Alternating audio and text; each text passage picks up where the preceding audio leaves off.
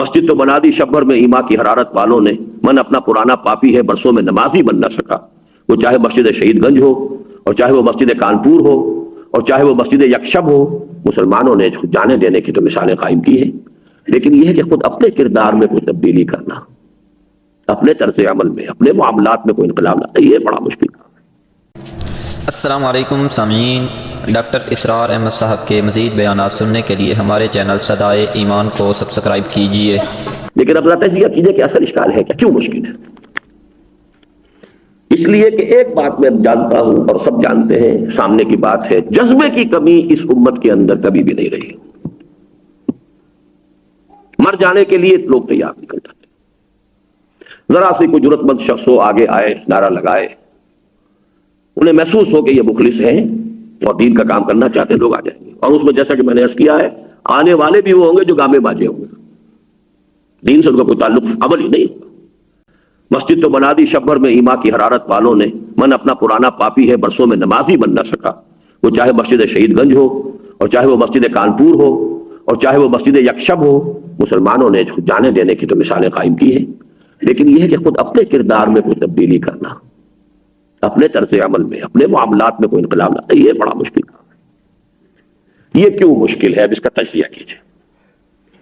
پہلی بات ہے، تصور دین اور تصور فرائض دینی میں 1200 برس کے دوران تدریجاً جو انحطاط پیدا ہوا ہے، اس کے نتیجے میں اسلام دین نہیں رہا، مذہب بن گیا ہے۔ اس کی محدودیت ہے۔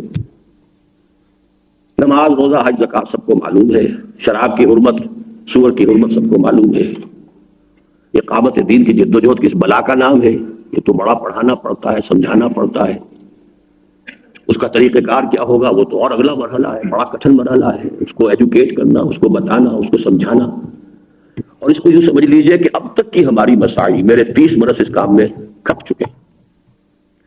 منتخب نصاب جس نے بھی کبھی پڑھا ہے، اس کے دیباچے میں جب یہ چھپا ہے، میں نے لکھا ہے کہ اس نصاب کا تھیم کیا ہے۔ قرآن مجید سے اگر آپ نے کچھ یہاں سے کچھ یہاں سے کچھ یہاں سے کچھ یہاں سے لیا ہے تو آخر کوئی بنیاد تو ہے نا۔ On what basis you have selected? It's a natural question۔ مثلا اگر میں چلتا عقیدہ اور عبادات، اگر اس پر چلتا تو سب سے پہلے سورۃ الاخلاص آنی چاہیے تھی۔ جو سورہ بدعصر ہے ہمارے ہاں، اس کی جگہ سورہ اخلاص ہونی چاہیے۔ اس کے بعد آیت البر ہے، اس کی بجائے آیت الکرسی ہونی چاہیے۔ تہائی قرآن کے برابر تو سورہ اخلاص ہے، اور آیت الکرسی جو ہے پورے قرآن کی تمام آیات کی سردار ہے، یہ حضور کے اپنے الفاظ۔ ہمارا انتخاب تو وہ نہیں ہے، سورۃ العصر ہے، آیت البر ہے، وہ جو اصل اس کا سبب کیا تھا کہ یہ تصور دین واضح ہو اور تصور فرائض دینی واضح ہو۔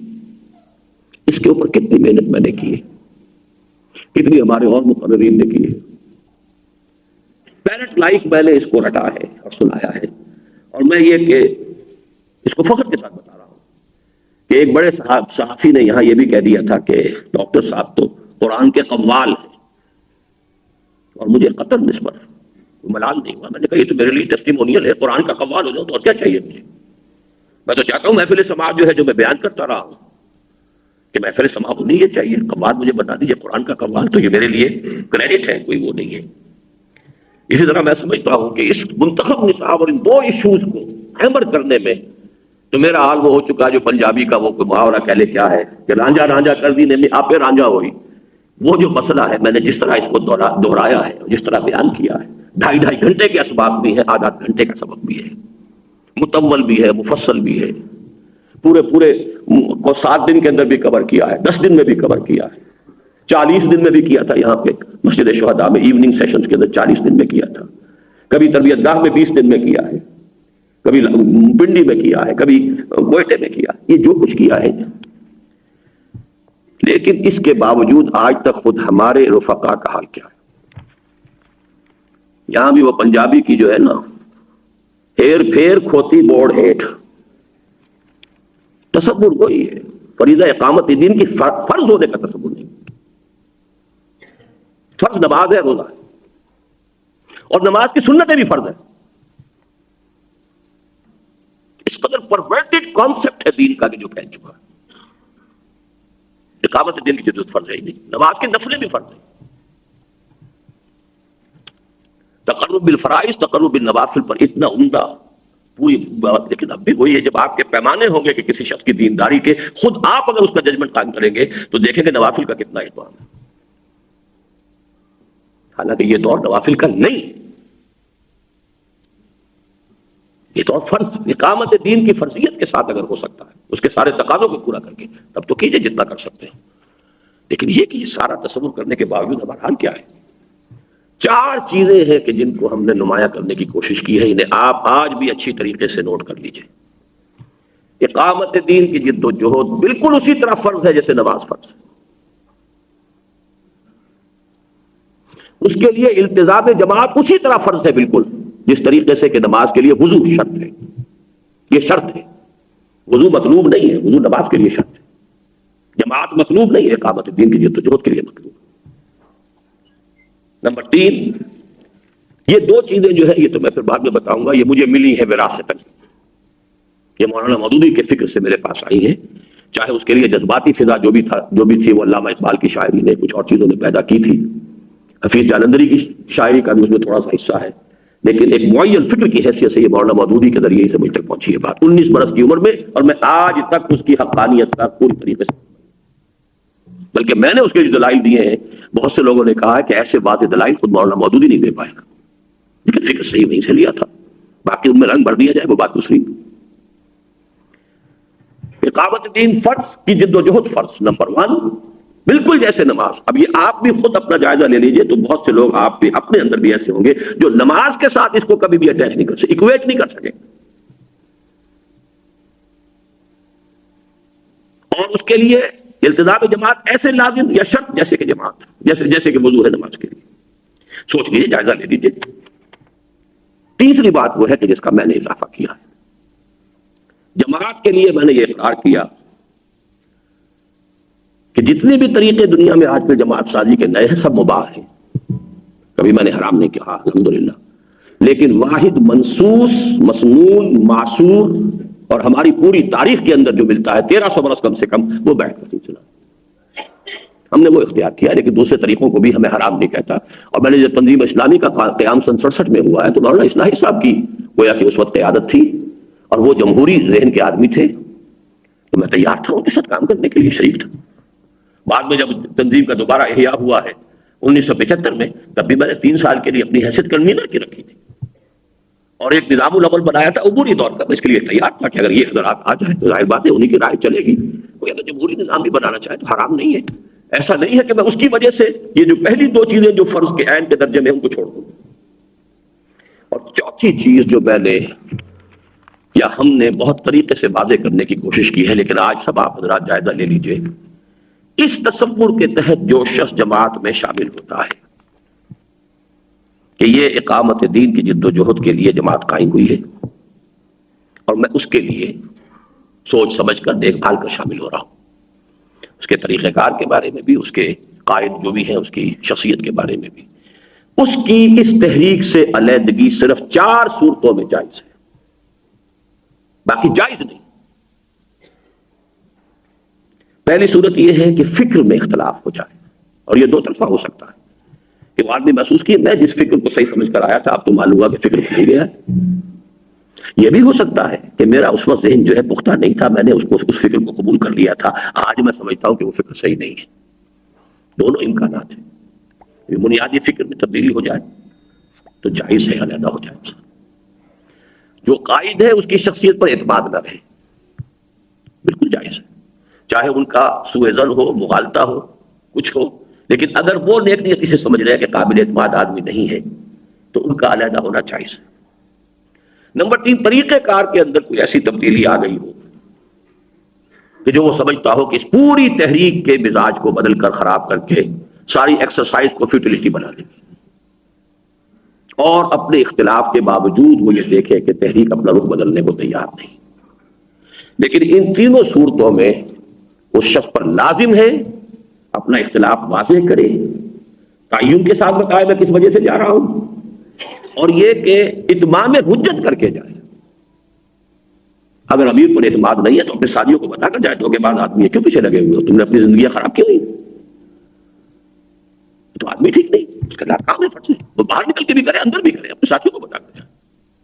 طریقہ کار کی غلطی ہے بتا کے جائے، یہی میں آج بھی صبح بتا رہا تھا۔ معاشی کوڈ کا تصور کیجئے کہ مولانا مودودی نے اپنی پالیسی پر 7 گھنٹے تقریر کی، 7 آورز۔ اس کے بعد جب اختلافی تقریروں کا موقع آیا تو ٹائم تو ہے ہی نہیں۔ میں نے پوچھا اس وقت کے چودھری غلام محمد صاحب جو اس وقت قائم مقام امیر تھے کہ صاحب آپ کتنا وقت مجھے دے سکیں گے، میں اس کے مطابق تیار کروں، آپ آدھا گھنٹہ دیتے ہیں تو آدھا گھنٹے کی تقریر۔ نہیں جی اتنی نوٹس آئے ہوئے، اتنا وقت ہے، 5 منٹ تو مشکل ملیں گے۔ جب میرا وقت آیا میں کھڑا ہو گیا کہ صاحب مجھے 5 منٹ میں کوئی بات نہیں کہہ سکتا، مجھے تو چونکہ پہلے بتایا بھی نہیں گیا تو میں اس وقت کے حساب سے تو تقریر تیار ہی نہیں کر سکا۔ میرا تو یہ بیان ہے، میں یہ پڑھ کے سناؤں گا، 250 صفحے کا بیان ہے۔ اب ہنگامہ ہو گیا پورے اس سیشن کے اندر، کہاں سے وقت آ گیا۔ ایک سامنے کھڑے ہو کر چند دہلے جملے پڑے تھے، ہمارے پاس یہ بکواس سننے کا وقت نہیں ہے۔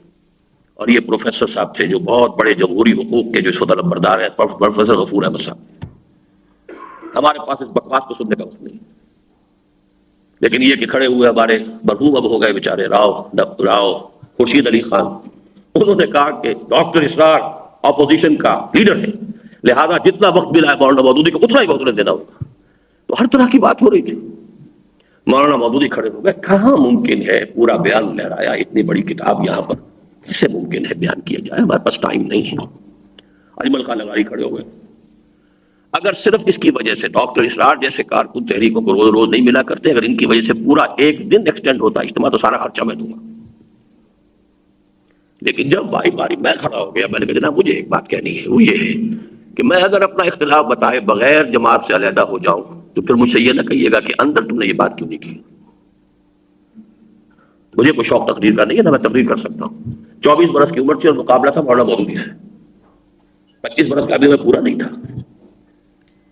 کہا مولانا مودودی 3.5 گھنٹے دینے پڑے ہیں مولانا مودودی کی مخالفت کے باوجود۔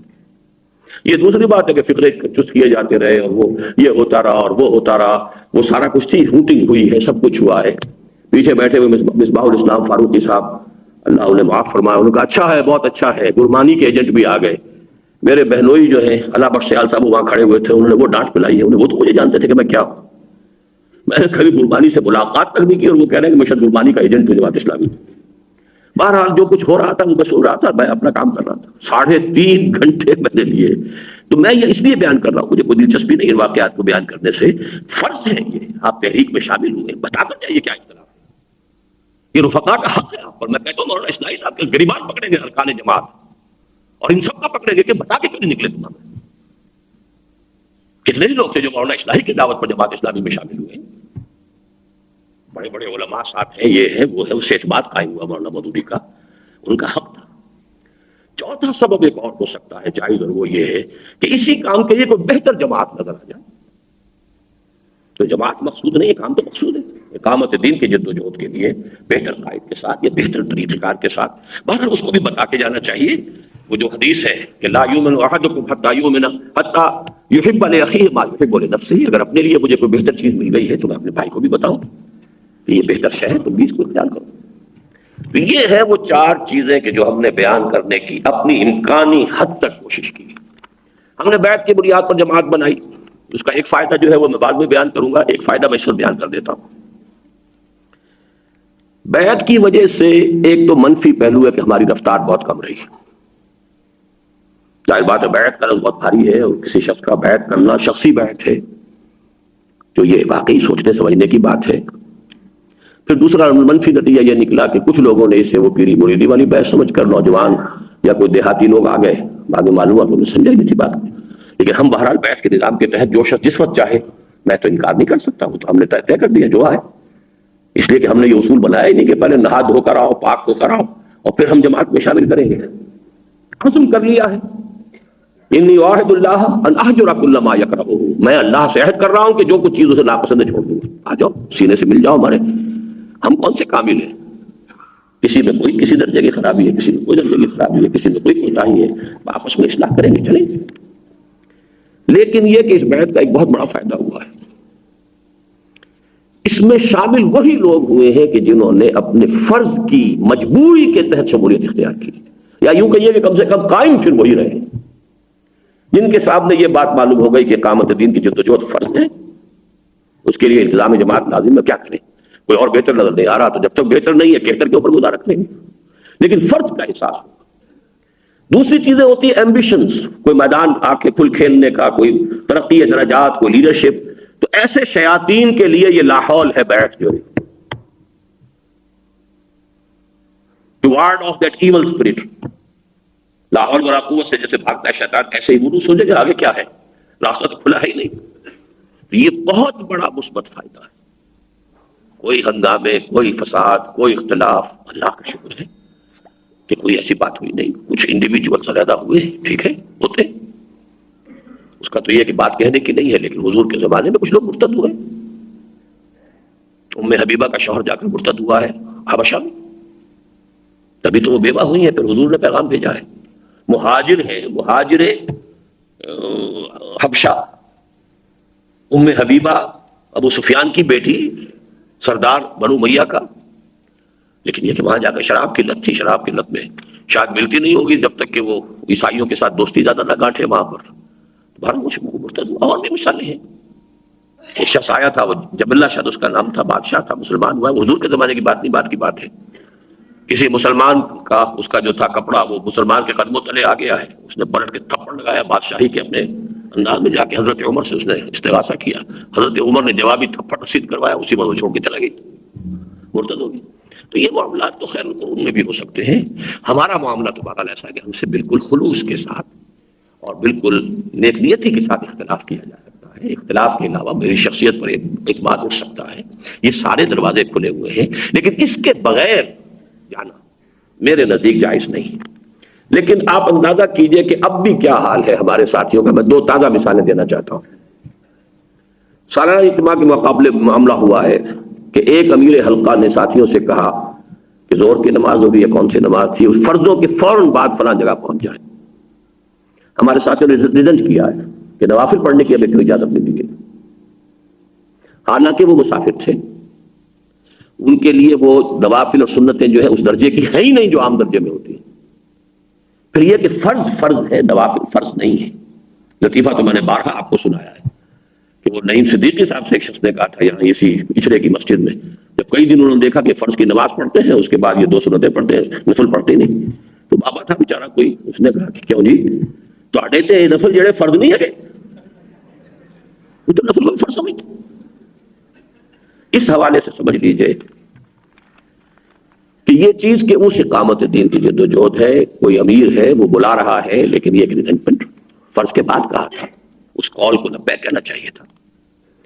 نمبر 2 یہ کہ ابھی حال ہی میں اور اس سے پہلے کئی مرتبہ ہمارے سامنے یہ بات شورا میں بھی آ چکی ہے کہ حساس اداروں کے جو بھی ہمارے ملازمین ہیں، فوج سے ہیں، کسی اور جگہ سے ہیں، ہمارے لیے ہمیں کوئی اور سوچنا چاہیے، بس کچھ ان کے نام، اب تو ایک یہ بھی تجویز آئی تھی کہ ان کے نام کاٹ دیں ہم اپنے جو ہے رجسٹروں سے، کچھ خود ان لوگوں کی طرف سے بھی ظاہر ہوئی، کچھ ہمارے، مجھے جو زیادہ اہمیت کے ساتھ احساس ہوا وہ یہ کہ ہمارے بہرحال تنظیم میں اونچی شخصیتیں ہیں ہمارے ناظمین، تو ایک ناظم نے تو یہ بھی کہا کہ اس کا نام ہی ہمیں اڑا دینا چاہیے، اور ایک صاحب نے کہا کہ نہیں نام تو رکھنا چاہیے، لیکن یہ کہ بہرحال کوئی ربط ان کے ساتھ نہیں رکھنا چاہیے۔ خیر اس پر گفتگو ہوئی، لیکن میں یہ مثال بتا رہا ہوں کہ میں نے پھر تجزیہ کر کے بتایا کہ دیکھیے ہمارا جو فکر ہے وہ اس کی بالکل اجازت نہیں دیتا، دونوں اعتبارات سے بات غلط ہے۔ اصولی اعتبار سے جب ہم کہتے ہیں اقامت دین کی جدوجہد فرض ہے، التزام جماعت اس کے لیے شرط ہے، تو پھر یہ کہ یہ تمام فرائض ہر شخص پر یکساں طور پر عائد ہوتے ہیں جبکہ وہ بالغ ہو جائے اور ان فرائض کا شعور حاصل ہو جائے۔ اب وہ طالب علم ہے یا کسی کام کر رہا ہے کوئی فرق نہیں، سول کا ملازم ہے، سرکاری فوجی ہے، کوئی فرق نہیں، یہ تمام اپنے پیشے ہیں اپنی زندگی کے لیے۔ کوئی ابھی لوہار کا کام کر رہا ہے، کوئی اعلیٰ قسم کی لوہاری سیکھنے کے لیے وہ ابھی انجینئرنگ پڑھ رہا ہے، تو فرق کیا ہے اس میں؟ وہ بہت بڑے پیمانے کا لوہار بنے گا یا بہت بڑے پیمانے کا راج بنے گا، ایک شخص ابھی راج گیری کر رہا ہے بیچارہ، کوئی فرق نوعیت کا نہیں ہے، فرائض سب پر ہے۔ اور جو شخص آئے وہ دیکھ کر آئے کہ اگر یہ فرض ہے تو ہمیں کرنا ہے، اور اس کے لیے جو بھی اندیشے ہیں، خطرات ہیں، اس کے لیے انہیں تیار ہونا چاہیے کہ چھوڑنا پڑتا ہے تو فوج کو چھوڑیں، نہ انہیں جھوٹ بولنے کی اجازت ہوگی کہ وہ کہیں ہمارا تعلق نہیں۔ دیکھیے یہ دوسرا پہلو ہے اس کا کہ یہ تو ہے ہمارا جو تصور ہے، معلوم ہو رہا کہ وہ تصور بھی ہمارے ہاں ابھی پوری طریقے سے ہمارے ٹاپ کے لوگوں کے اندر بھی ناسک نہیں ہے۔ دوسرے یہ کہ اصل معاملہ کیا ہے کہ اگر کوئی مجھ سے آگے پوچھے گا کہ فلاں شخص آپ کے ہاتھ سے بیعت کیے ہوئے یا نہیں، تو کیا میں انکار کر دوں گا؟ اگر خدا نہ خواستہ جیسے کہ یہ ہمارے بریگیڈیئر صاحب جو ابھی بریگیڈیئر ہوتے تھے اور اب جو وہ پکڑے گئے ہیں جیل میں ہے، کیا نام ہے ان کا، عباسی صاحب، ظہیر الاسلام عباسی، میں تو ان کی صرف عباسی نام سے جانتا ہوں، ظہیر الاسلام بھی میں نے اب پڑھا ہے ان کا نام۔ ہمارے پورے دورہ ترجمہ قرآن میں شریک رہے، سب کچھ کیا، جوش اور جذبہ اللہ کے فضل سے صحیح پیدا ہوا۔ اگر وہ بیعت کر لیتے مجھ سے تو پھر ظاہر بات ہے کہ اگر مجھ سے پوچھا جاتا تو کیا مجھے یہ کہنا جائز تھا کہ نہیں انہوں نے مجھ سے بیعت نہیں کی؟ کیا ان سے پوچھا جاتا تو کیا ان کے لیے جائز تھا کہ وہ یہ کہتے کہ میں نے بیعت نہیں کی؟ تو جب ان دی لانگ رن وہیں پہنچنا ہے، جھوٹ تو بولنا نہیں ہے، تو پھر احتیاط نوعرہ کرنے کی کیا ضرورت ہے؟ تو بہرحال میں اس وقت مثال اس اعتبار سے دے رہا ہوں کہ کلیئر کیجیے، یہ فرض ہے اور یہ ہر مسلمان پر فرض ہے، فوجی ہو، سویلین ہو، طالب علم ہو، باشعور ہو گیا، پرائمری کے طالب علم پر فرض نہیں ہے، لیکن یہ کہ طالب علم یونیورسٹی کا ہے، کالج کا ہے، باشعور ہے، اسے معلوم ہو گیا کہ یہ فرائض دینی ہے، اس پر فرض ہے، التزام جماعت شرط ہے۔ اب اس میں خطرے کسی کو کسی طرح کے آ رہے ہیں، کسی کو اپنی ملازمت 20,000 کی چھوڑ کر 5,000 پہ گزارا کرنا پڑ رہا ہے، تو اسی طریقے سے اگر وہ بھی ملازمتیں چھوڑ دیں گے اور آ جائیں گے۔ باقی دو فلسفے ہوتے ہیں ان جماعتوں کے، وہ قادیانی جماعت کا فلسفہ ہے، ایک زمانے میں جماعت اسلامی نے بھی یہ فلسفہ اختیار کر لیا کہ ان کی رکنیت ختم کر کے اور جو بھی لوگ ہیں ان کی رکنیت لازم نہ کی جائے تاکہ انفلٹریٹ کر سکیں یہ محکموں میں اور سب میں۔ ہمارا یہ قطعاً طریقہ انقلاب نہیں ہے، اچھی طرح سے وہ ہوتا ہے انفلٹریشن والے، وہ جیوز کا طریقہ کار ہے، وہ قادیانیوں کا طریقہ کار ہے، سازشی طریقہ کار ہے، اور وہ طریقہ کار جو ہے ایک زمانے میں جماعت اسلامی نے اور بہت بڑا نقصان اٹھایا کہ اصل ٹیلنٹ باہر چلا گیا اور جو کسی وجہ سے ملازمت سے نکال دیے گئے، چاہے پٹواری تھے اور چاہے کوئی ضلع دار تھے، وہ یہاں آ کر امیر حلقہ بن گئے اور ان کا صورت یہ بن گئی کہ جماعت کا اصل جو تھا ٹاپ کی قیادت جو ہے وہ عام طور پر بہت ہی تھرڈ ریٹ قسم کے لوگوں کے ہاتھوں میں آئی، نہ کوئی یونیورسٹی ایجوکیشن ہے، نہ کوئی دنیا دیکھی ہوئی ہے، وہ نکالے پٹواری صاحب تھے، وہ نکال دیے گئے تھے جماعت کی رکنیت سے۔ اب ظاہر بات ہے انہیں کہیں نہ کہیں تو ایڈجسٹ کرنا ہی تھا، وہ آئے اور وہ پھر حلقے کے اندر جو ہے وہ قیم بن گئے، پورا حلقہ جو اس کی ان کی ایک وہ بن گیا ایک جاگیر۔ اب میں نام نہیں لینا چاہتا، یہ وہی مثالیں جو میں نے جا کر جماعت میں داخل ہوتے ہی دیکھی ہیں، جو کیونکہ میرا تو اصل جو وقت ہے تحریک کے ساتھ وہ جمعیت طلبہ کے ساتھ گزرا۔ بہرحال یہ سمجھ لیجئے کہ ہمارے نزدیک یہ 4 چیزیں لازم ہیں اور ان کی ابھی پختگی جو ہے خود ہمارے بہت سے سینئر لوگوں کے ذہنوں میں بھی موجود نہیں ہے۔ وجہ کیا ہے؟ 1200 برس کی تاریخ ہے تو معمولی نہیں، اس صدی کا قصہ ہے، 2-4 برس کی بات نہیں کہا تھا اس نے حفیظ جالندری نے، یہ 12 صدی کا قصہ ہے، 2-4 برس کی بات۔ لہذا اس کا ہوتے ہوتے جہاں تک نتیجہ نکلا ہے وہ یہ ہے کہ یہ کوئی فرض برض کے کھاتے میں ہے ہی نہیں۔ یہی وجہ ہے انی آمرکم بخمس، یہ حدیث کسی کو معلوم ہی نہیں، سنائی نہیں گئی۔ مدرس حدیث کہتے ہیں کہ الفاظ غیر مانوس ہیں، ہم نے کبھی پڑھے ہی نہیں، حالانکہ یہ مشکات کے اندر موجود ہے، آمرکم بخمس بالجماعۃ والسمع والطاعۃ والہجرۃ والجہاد فی سبیل اللہ۔ جب اقامت دین ہی ذہنوں سے اوجل ہو تو یہ چیزیں جو ہے irrelevant ہیں۔ اصل ہے یہ کہ وہ 5 چیزیں ہیں، کلمہ شہادت، نماز، روزہ، حج اور زکوٰۃ، وہ سب کو یاد ہے، متن یاد نہ ہو مفہوم تو سب کو یاد ہے۔ دوسری مشکل کا پہلو کیا ہے؟ ہم جس قوم میں کام کر رہے ہیں اس پر ایک عذاب الہی مجموعی طور پر آ چکا ہے اور وہ نفاق عملی کا عذاب ہے۔ کتنی تقریروں میں بیان کر چکا ہوں، منہم من عاہد اللہ کے حوالے سے، سورہ توبہ کی 75، 76، 77 آیات۔ کانپ جاتا ہوں کہ وہاں آخری آیت میں، بلکہ میں روک دیتا ہوں، ہمت نہیں ہوتی وہ آخری الفاظ اس کے عطا کرنے کے۔ فَعَاقَبَهُمْ نِفَاقًا فِي قُلُوبِهِمْ إِلَى يَوْمِ يَلْقَوْنَهُ، یہ قیامت تک اب نفاق ان کے دلوں میں رہے گا۔ کانپ جاتا ہوں، میرا تو جی چاہتا ہے کہ توبہ کی توفیق مل جائے، کوشش اسی کی کر رہے ہیں، لیکن آیت کے الفاظ کس قدر سخت ہیں۔ وہ نفاق عملی جو ہے ہم پر، نفاق عملی، اس میں سب سے اہم ایفاء عہد، جھوٹ، ایفاء عہد اور خیانت، یہ 3 چیزیں اس کے اندر آئی ہیں نا، جھوٹ اور وعدہ خلافی، اور یہ 3 چیزیں ہیں۔ آیت المنافق ثلاث، ایفاء عہد کا کہاں رہ گیا ہمارا؟ چھوٹے سے چھوٹے، بڑے سے بڑے عہد اٹھا کے ایسے ہم پھینک دیتے ہیں، اور اس کے اندر ہمارے ہاں وہ ہے ہی نہیں، اب بھی نہیں ہے، ریشو پروپورشن ہی نہیں ہے۔ کسی چیز کو فرض سمجھ کر ایک جماعت کو اختیار کیا ہے، اس کے ڈسپلن کو جب چاہ ایک دوست ملنے آ گیا تھا، بس اللہ اللہ کرتے، وہ دوست ملنے آ گیا تھا، لہٰذا اجتماع میں نہیں آئے۔ یہ پابندی، عہد کی پابندی، کہ اس نظام العمل کی پابندی کرنے کا عہد دیا جا رہا ہے۔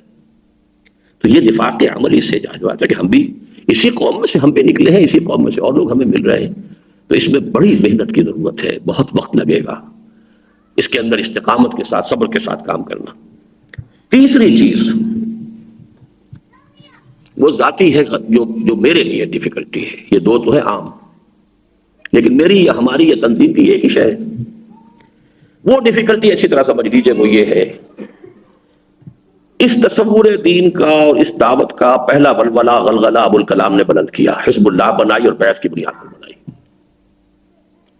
لیکن جب ٹریڈیشنل علماء، وہی محدود مذہب کے تصور والے علماء کی مخالفت شدید ہوئی، وہ میدان چھوڑ گئے، انہوں نے بساط لپیٹ دی، پھر نام ہی نہیں لیا، کانگریس میں شریک ہوئے، میدان بالکل خالی ہو گیا.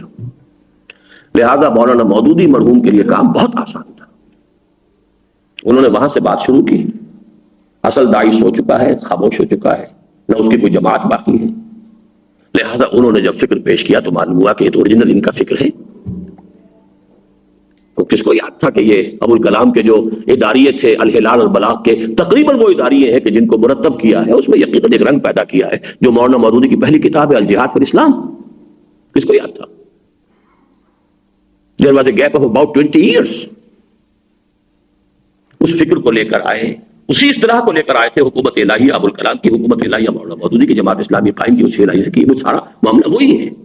لیکن لوگوں نے بھی یہ سمجھا اور انہیں یہ پوزیشن مل گئی کہ اس کی جماعت کوئی اور موجود نہیں تھی. تو یہ نیا فکر سا محسوس ہوا، اور نئے فکر کے اندر کوئی مقابلے میں اور تھا ہی نہیں. باقی سب سیاسی لوگ تھے، یا کانگریس کے ساتھ ہے یا مسلم لیگ کے ساتھ ہے. اقامت دین کی مدعی جماعت میں کوئی اور موجود نہیں تھی. It was very easy for Maulana Maududi. لیکن میرا معاملہ کیا رہا کہ وہ خود بھی موجود، ان کی جماعت بھی موجود، اقامت دین کے ٹھیکیدار بھی موجود، اس اصطلاح کو وضع کرنے والے بھی موجود، اس کا سب سے بڑے پروپرائٹری رائٹس رکھنے والے بھی موجود. ہمارا فکر بھی وہی. ہم نے اس سے اپنا تعلق نہیں کاٹا، ہم نے اسے کہا کہ ٹھیک ہے یہ اسی فکر کو ہم لے کر چل رہے ہیں. لیکن یہ کہ اس فکر کا اصل آدمی جو ہے وہ موجود ہے، وہ اپنا راستہ لے کر چل رہا ہے، پوری تحریک ہے، جماعت ہے. یہاں ہمارے لیے کام کرنا 10 گنا مشکل. جماعت اسلامی کے نام سے ابھی 5-6 جماعتیں موجود ہیں. اس سالانہ کے بعد معلوم ہے 6ٹھی جماعت بھی ہے جماعت اسلامی کے نام سے.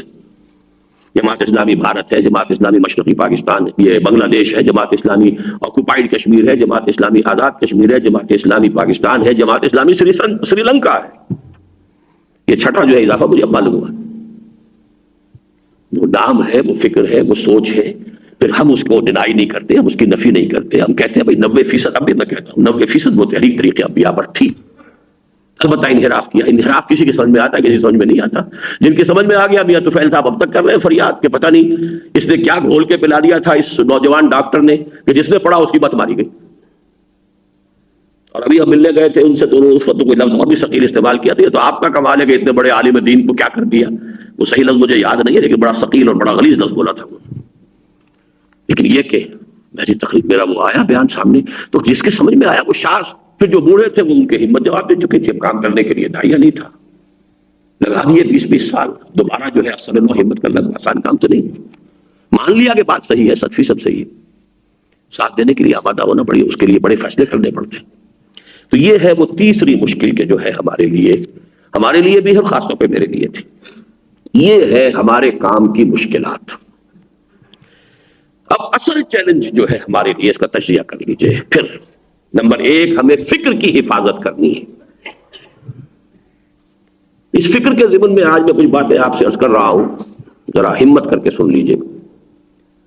پازیٹو پہلو یہ ہے کہ یہاں پر احمد سرہندی رحمۃ اللہ علیہ، شاہ ولی اللہ دہلوی، اور پھر اس کے بعد علامہ اقبال، فکر کے میدان میں مولانا مودودی. درمیان میں وہ جہاد تھا. سید صاحب کوئی فکری آدمی نہیں تھے، لیکن یہ جو شخصیتیں ہیں ان کی فکری مساعی اور ان کی تجدیدی مساعی کے آثار، اثرات یہاں موجود تو ہیں، فضا میں بھی موجود ہیں، خاک میں بھی موجود ہیں. لیکن ان کو دوبارہ سمیٹنا، حاصل کرنا، اور پھر یہ کہ ان میں نمبر 1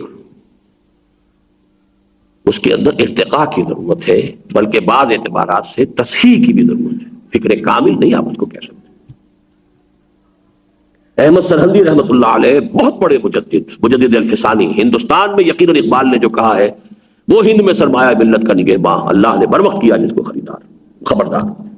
لیکن یہ ہے کہ انہوں نے جس شدت کے ساتھ وحدت الوجود کی نفی کی تھی، وہ اس لیے تو مفید رہا کہ وہ ہماؤس تھی، اور وہ جس سے کہ وہ دور ہو رہا تھا تشخص اسلام کا اور شریعت کا، اس کا تو انہوں نے منہ پھیر دیا.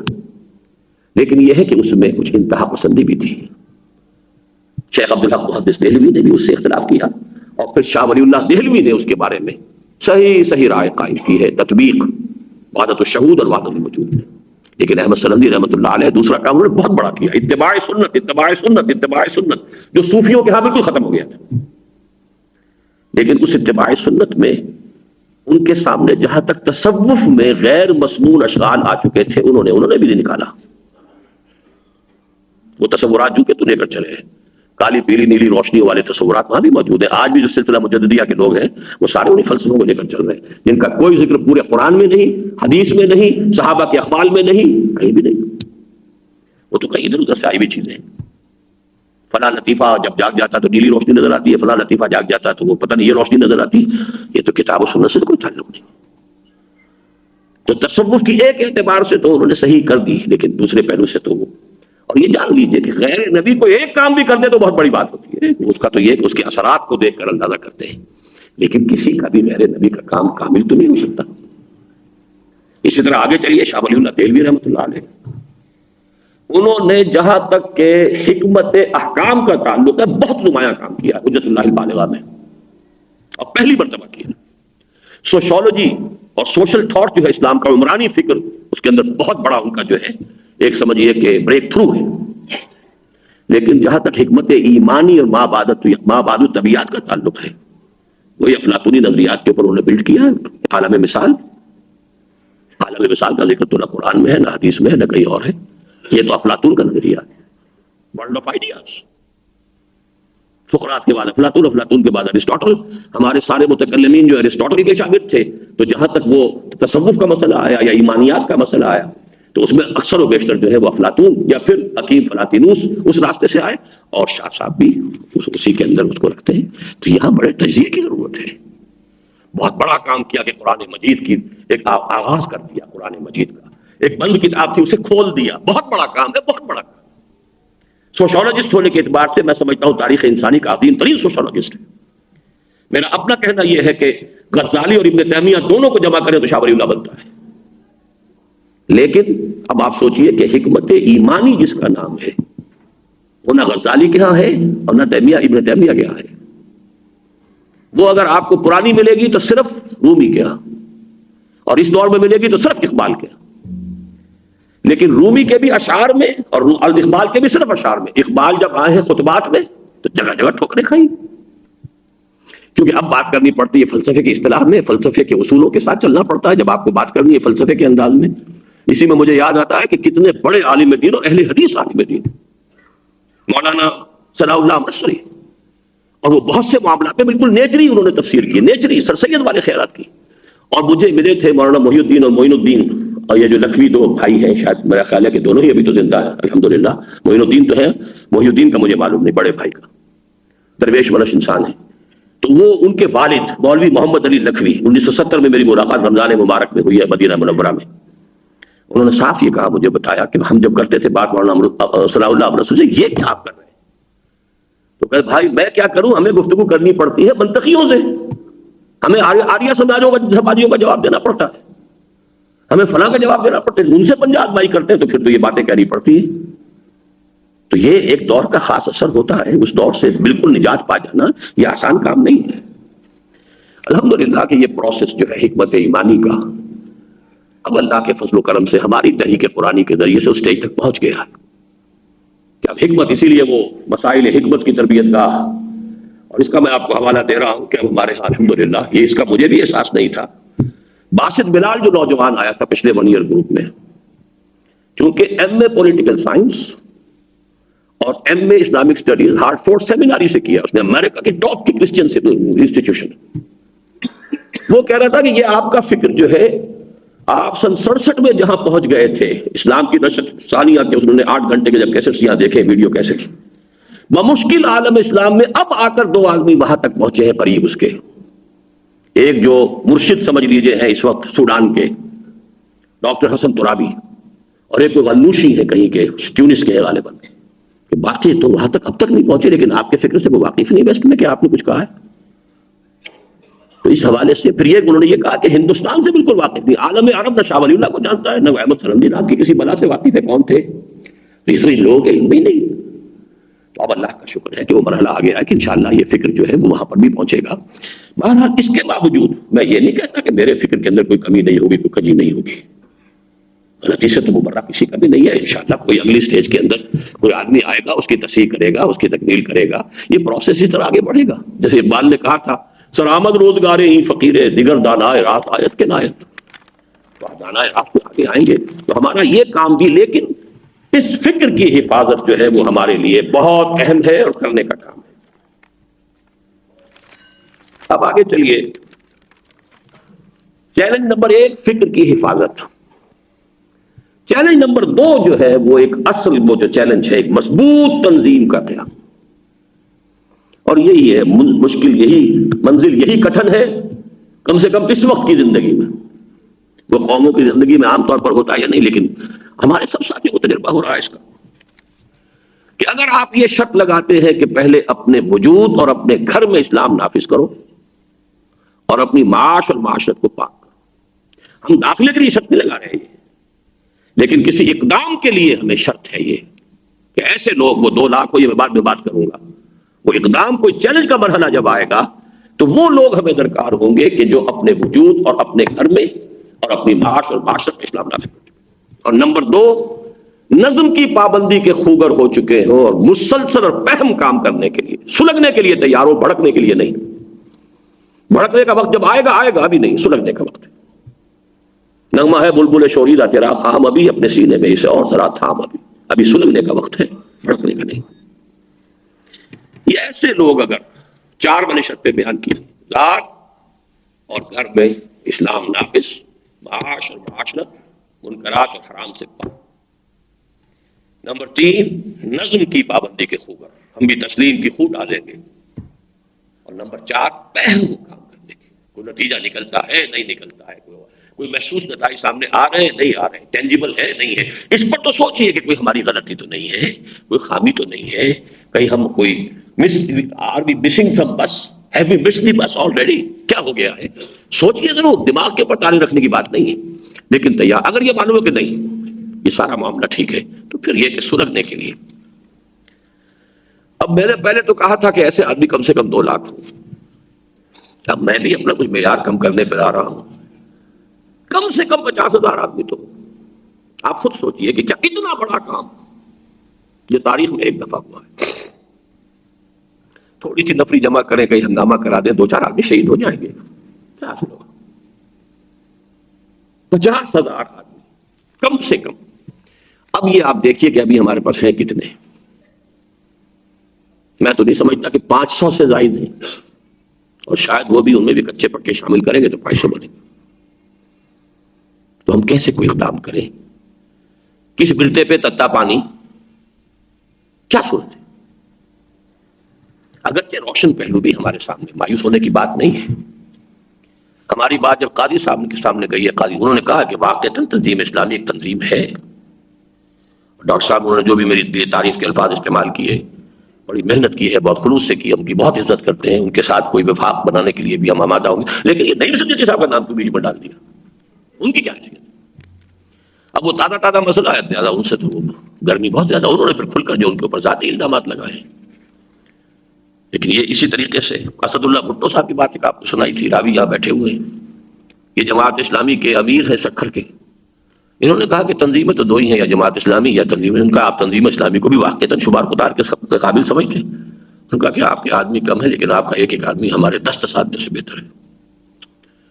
وہ انہوں نے اصل میں انہیں کو دیکھا ہوگا. ہمارے سمرو صاحب جو ہے، جی ایم سمرو صاحب، وہ واقعتاً ہے. لیکن یہ کہ اس قسم کے جتنے تبصرے ہوتے ہیں تو وہ لوگوں کا مشاہدہ ہوتا ہے. کہیں کوئی مشاہدہ مایوس کن سامنے آ گیا تو بہت مایوس ہو گئے، کہیں مشاہدہ جو ہے وہ کوئی بہت اچھا نظر آ گیا تو اس سے پھر جو آدمی جنرلائز کر لیتا ہے تو بہت اچھی اسسمنٹس. اکنا کا معاملہ ہوا ہے ابھی امریکہ میں. وہ جماعت اسلامی نارتھ امریکہ اکنا کے نام سے کام کر رہی ہے، جیسے جماعت اسلامی انگلستان جو ہے وہ Islamic mission, UK Islamic mission کے نام سے کام کر رہی ہے. بہرحال وہاں کے بھی ٹاپ کے لوگوں سے اس دفعہ میری ملاقات ہوئی ہے اور میں نے محسوس کیا کہ وہ تنظیم کی اہمیت کو محسوس کر رہے ہیں اور انہوں نے پسند کیا ہے کہ کوئی نہ کوئی جو ہے تعاون کا راستہ جو ہے وہ نکلنا چاہیے. ذرائع ابلاغ میں ہمارا چرچا ہو چکا ہے، بلکہ اس سازش کے ذمے میں بھی بیرونی ممالک تو ہمارا نام زیادہ لیا گیا، تنظیم اسلامی. اس لیے کہ پچھلے سال کی جو میری تقریر تھی خلافت کانفرنس کی، CNN نے صرف اسی کو زیادہ نمایاں کیا، بلکہ وہاں کے سارے اور تقریریں جو تھیں وہ ان میں کوئی ایسنس نہیں تھا کہ میری تقریر جو ہے اس کو بہت، اب تنظیم اسلامی جو ہے اب یہ it's very much in the media, ہم جانتے ہیں کہ ہم کیا ہیں، ہماری کوئی حیثیت نہیں، لیکن یہ کہ بہرحال ہمیں اپنے سامنے تاریخ پہلو ہی رکھنے چاہیے، لیکن یہ کہ مایوس ہونے کی بات نہیں، الحمدللہ ہماری بات جو ہے آگے بڑھ بھی رہی ہے۔ لیکن مہم کی صورت میں آپ سے عرض کر دوں، کوئی انقلاب، کوئی چیلنج آج بھی شروع ہو سکتا ہے، اس سے پہلے بھی ہو سکتا تھا۔ سن 82 کا میں آپ سے بتا چکا ہوں کہ میں نے خود کہا ضیاء الحق سے کہ میں آپ کے خلاف تحریک شروع کر سکتا ہوں، 5 جولائی 1982 کو I said it in his face۔ میں نے کہا کلنک کا ٹیکہ لیے پھر رہے ہیں آپ نے شریعت کوڈ بنائی ہے اور اس کے اوپر آئلی قوانین تک کی پابندی لگا دی ہے کہ اس کے بارے میں بات نہیں کر سکتے۔ Your own hand picked ulama are sitting there as judges۔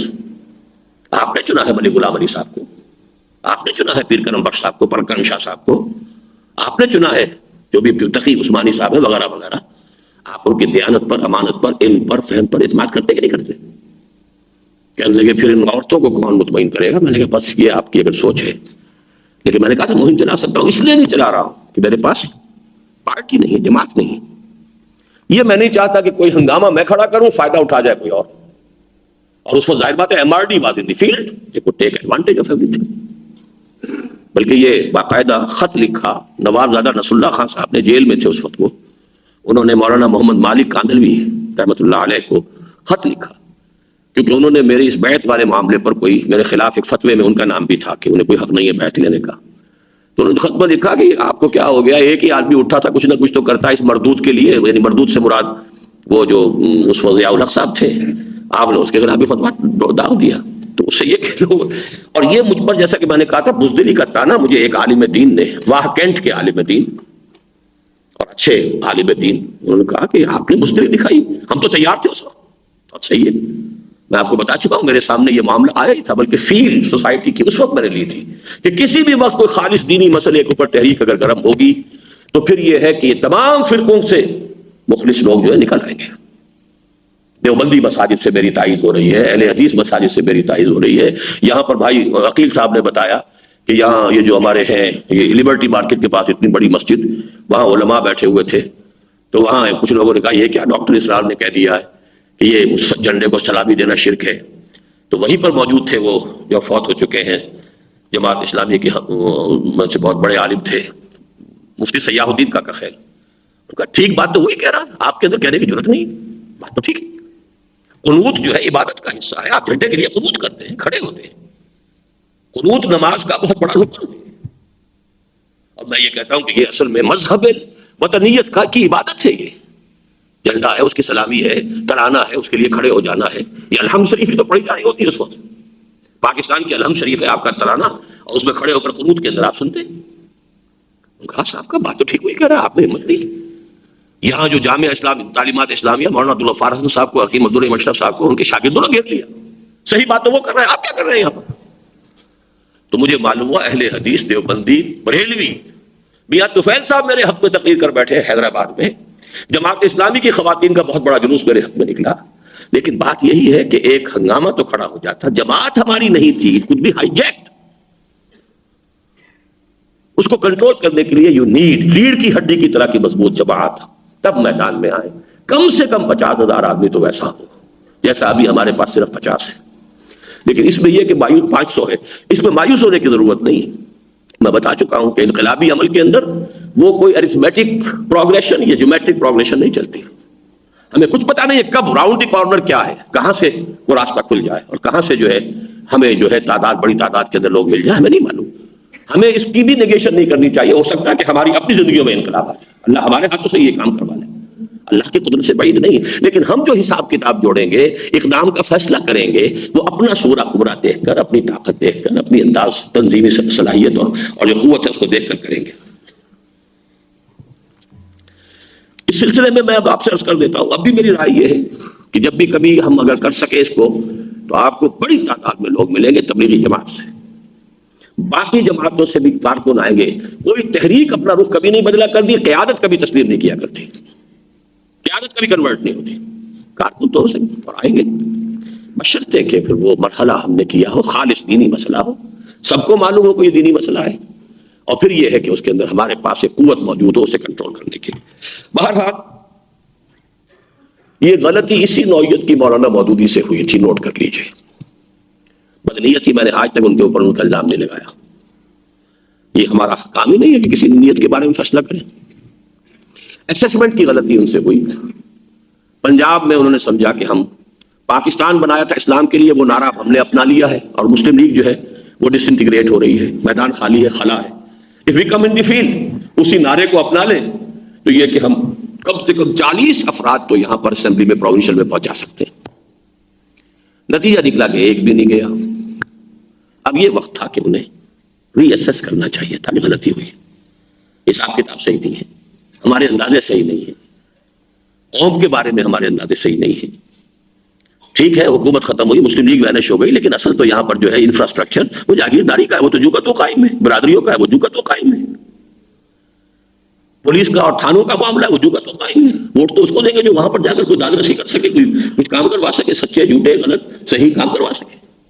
تو there is no essential change, no basic change in the social structure. بہرحال انہیں یہ چاہیے تھا کہ صاحب روش سے وہ فوری طور پر جو ہے نظر ثانی کرتے واپس ہو جاتے.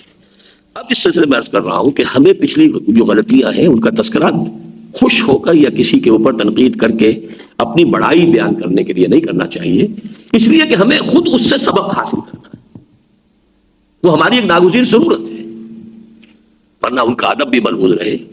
اس میں کچھ کمی مجھ سے ہوئی ہے ایک حال طور میں جس کی میں نے معذرت بھی کی ہے، لیکن اب میں آپ کو بتاتا ہوں کہ ایک ایسی ہی غلطی مجھ سے ہوئی، لیکن الحمدللہ کہ اس کو ہم نے بر وقت جو ہے اس کا احساس کر لیا، اس کی اصلاح کر لی. ہم نے سن 91 سے تحریک خلافت شروع کی، اور میں حیران رہ گیا کہ 2000 کا جلسہ ہے تو 200 فارم پر ہو گئے معاونین کے. حالانکہ میں سمجھتا ہوں کہ لوگ اکثر آج کل نام بھی دینے کو تیار نہیں ہوتے کہ پتہ نہیں کہیں درج ہو جائے گا، کیا ہو جائے گا، کوئی پولیس کو کھاتے میں پہنچ جائے گا، کہیں اور ہو جائے گا.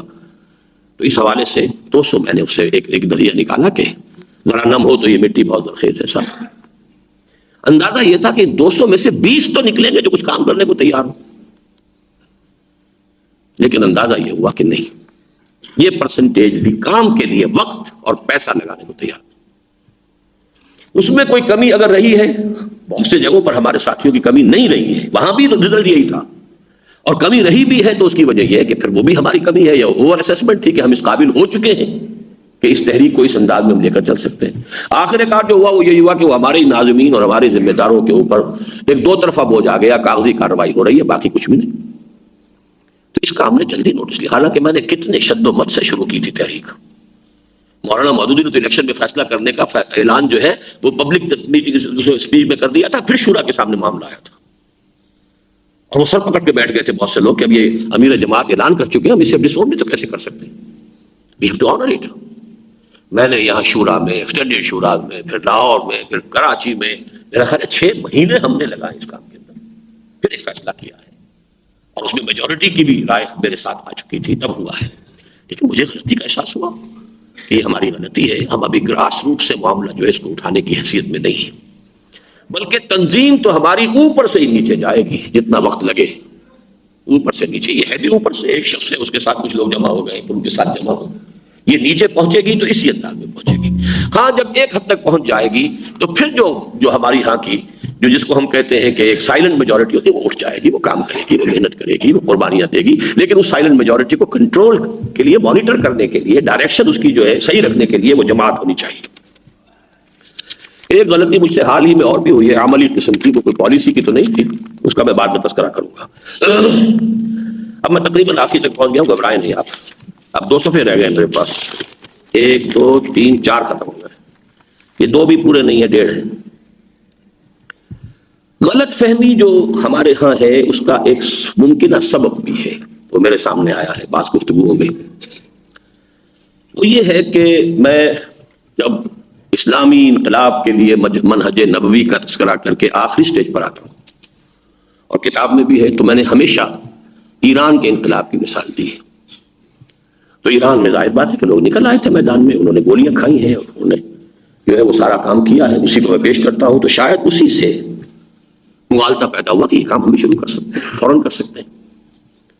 تو اس میں ایک بات تو یہ نوٹ کیجئے کہ میں نے کبھی بھی انقلاب ایران کے ٹوٹل پروسیس کو انڈورس نہیں کیا، بلکہ میں نے بعض اوقات یہ بھی کہا کہ میں اسے ٹرو ریولوشن مانتا ہی نہیں۔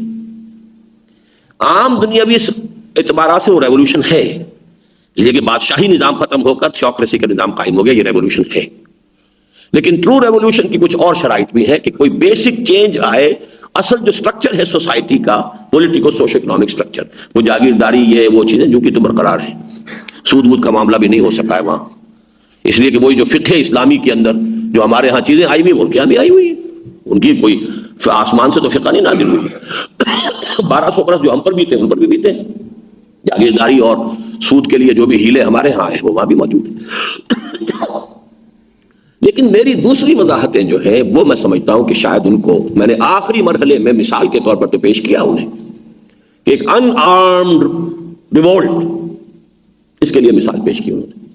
لیکن دو چیزیں نوٹ کیجئے، میں نے بہت تفصیل سے بہت سے مواقع پر بیان کیا ہے کہ یہ پروسیس ریولوشنری نہیں تھا۔ اینٹی بھٹو موومنٹ، اینٹی شاہ موومنٹ، یہ دونوں موومنٹس بالکل پیرلل، کنٹمپریری اینڈ سملر تھی۔ تمام sheds of opinion, rightist, leftist, مذہبی، لبرلز، آرتھوڈاکس، سیکولر جمع ہوئے، بھٹو کے خلاف، شاہ کے خلاف۔ نمبر دو، دونوں تحریکوں کو امریکہ کی سپورٹ حاصل تھی، اس لیے ڈیموکریٹس تھے وہاں، اور ڈیموکریسی ان کے لیے اس وقت تک مذہب تھا، اب تو اس مذہب سے وہ تائب ہونے لگے ہیں، وہ ایک علیحدہ مسئلہ ہے، لیکن وہ مذہب تھا ان کا۔ پھر یہ کہ اس کے سارے نام جو تھے، یہاں وہاں بھی تودے تھی تو اسلامی کیسے نام لیا جا سکتا تھا، یہاں بھی یہ پیر پگاڑو صاحب بھی تھے، ولی خان بھی تھے، تو اسلامی تو نام تھا ہی نہیں، پی این اے تھا۔ البتہ جب تحریک کا وقت آیا، جانے دینے کی ضرورت پیش آئی، تو اسلام کا نام لیا گیا، وہاں بھی یہاں بھی۔ لیکن یہاں کوئی مذہبی قیادت، کوئی ریلیجس ہائرارکی تھی ہی نہیں، لہذا ایک ٹوکن قیادت آئی صرف، اور وہ مولانا مفتی محمود صاحب کی تھی۔ وہ ٹوکن قیادت تھی، حقیقی قیادت نہیں تھی۔ وہاں چونکہ ریلیجس ہائرارکی جو ہے بالکل کرسچنز کی طرح مضبوط ہے، متعین ہے، گریڈڈ ہے، ویل گریڈڈ، ویل ڈیفائنڈ، تو ہائرارکی اس نے اس کے اوپر قبضہ کر لیا۔ تو اٹ واز اے کو here in Pakistan by army, there in Iran by clergy.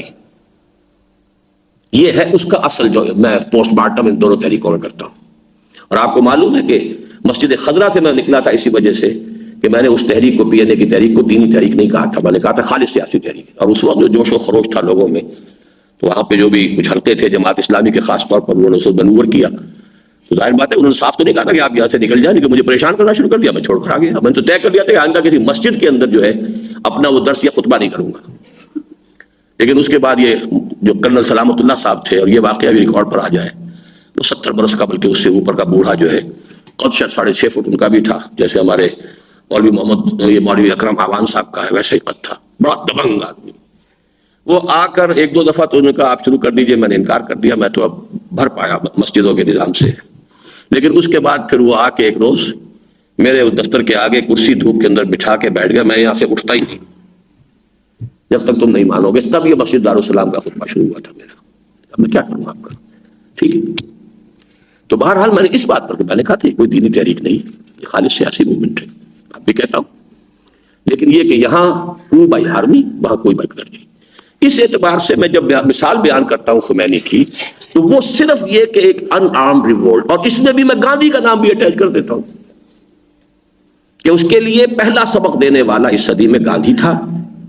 اور وہ میم شین کے حوالے سے یہ بھی کہ اس نے خود کہا یہ کہ میں نے یہ حضرت عیسیٰ اور حضرت محمد سے سیکھا ہے، نان وائلنٹ، نان کوآپریشن۔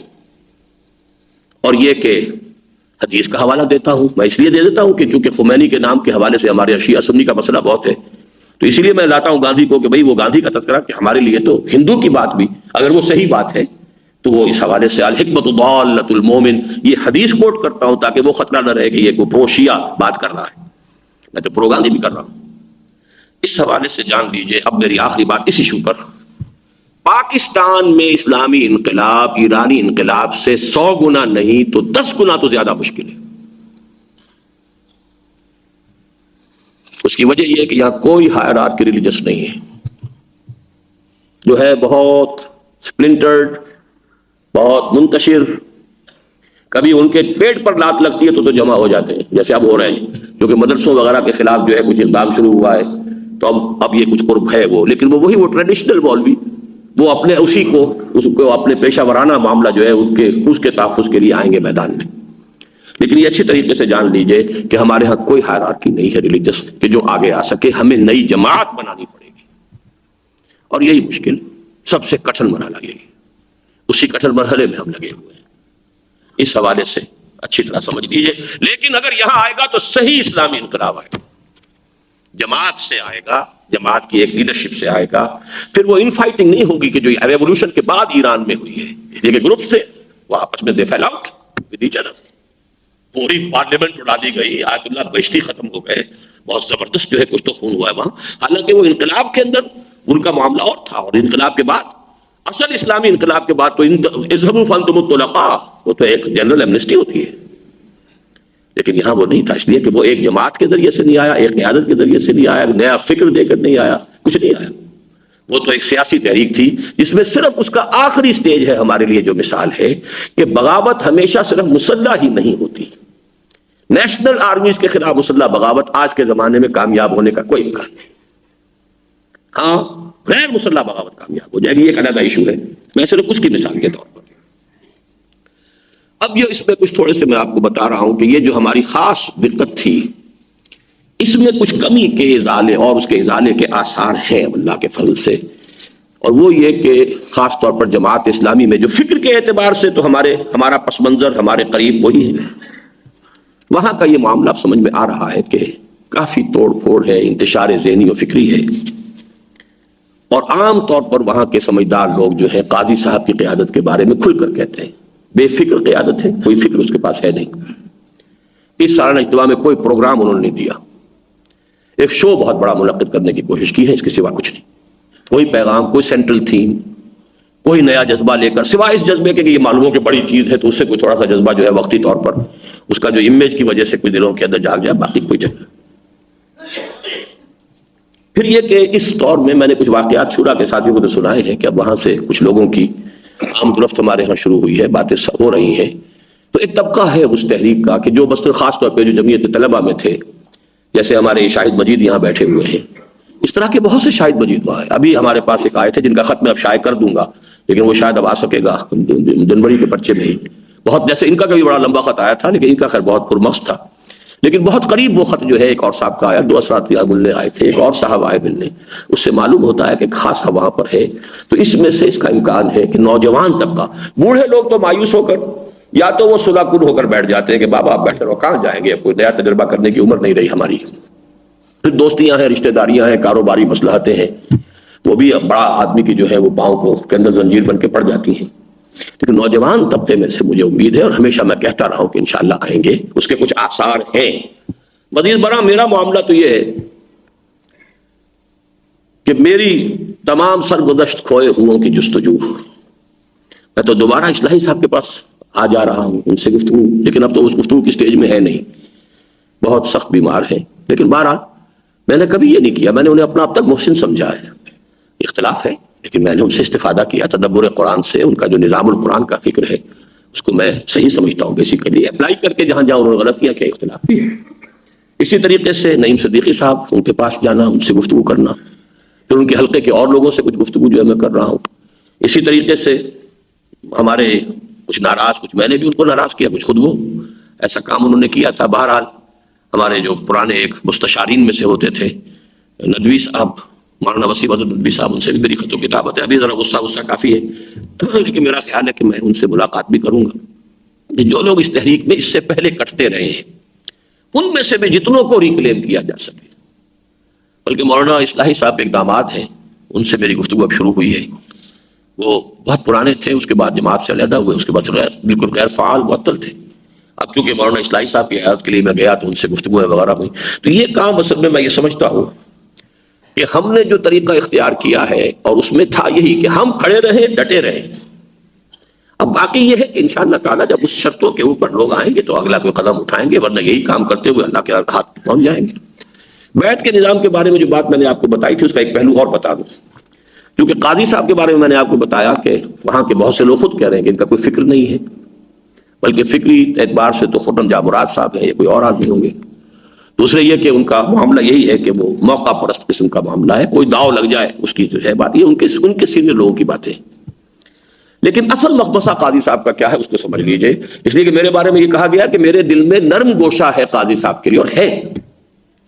میں سمجھتا ہوں اصل غلطی وہ تھی جو مولانا مودودی نے کی تھی، وقت کے بڑھنے کے ساتھ اس کا والیوم بڑھنا ہی تھا، انہوں نے ذرا لمبی چھلانگ لگوا دی ہے، باقی تو غلطی تو وہاں سے ہوئی ہے۔